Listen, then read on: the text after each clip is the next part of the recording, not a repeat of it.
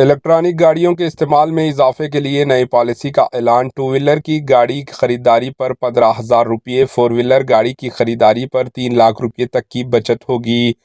ریونت ریڈی سرکار نے الیکٹرانک گاڑیوں کی خریداری پر 2 سال یعنی 31 دسمبر 2026 تک روڈ ٹیکس رجسٹریشن فیس وصول نہیں کرے گی۔ سابقہ BRS حکومت نے اس پالیسی کو چند الیکٹرانک گاڑیوں تک محدود رکھا تھا، تاہم موجودہ کانگریس ریونت ریڈی سرکار نے تمام الیکٹرانک گاڑیوں کے لیے اس پالیسی کا اعلان کیا۔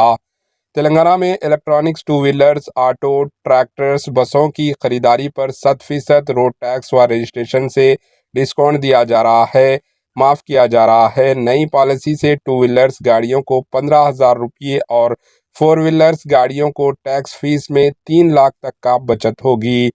فی الحال تلنگانہ میں 1,07,000 الیکٹرانک گاڑیوں کے رجسٹریشن کی اطلاع ہے، جو جملہ گاڑیوں کا 5% ہے۔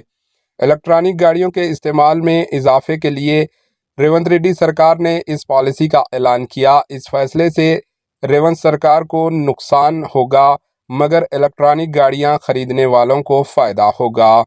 حکومت کی پالیسی کا مختلف ریاستوں کی جانب سے جائزہ لینے کی اطلاعات ہے۔ فی الحال ملک کے میٹرو شہروں میں اضافائی آلودگی میں اضافہ ہو رہا ہے۔ فضائی آلودگی پر قابو پانے متبادل گاڑیوں کا استعمال ضروری ہے۔ مرکزی حکومت نے بھی الیکٹرانک گاڑیوں کے استعمال میں اضافے کے لیے فیم اسکیم کا متعارف کرایا تھا۔ PM-e ڈرائیور اسکیم کے تحت 10,900 کروڑ روپے مختص کیے ہیں۔ یہ اسکیم 1 اکتوبر 2024 تا 31 مارچ 2026 تک عمل میں رہے گی۔ الیکٹرانک گاڑیوں کی مقبولیت میں تیزی لانے اور چارجنگ کی بنیادی سہولات فراہم کرنے میں اس اسکیم کو متعارف کرایا گیا۔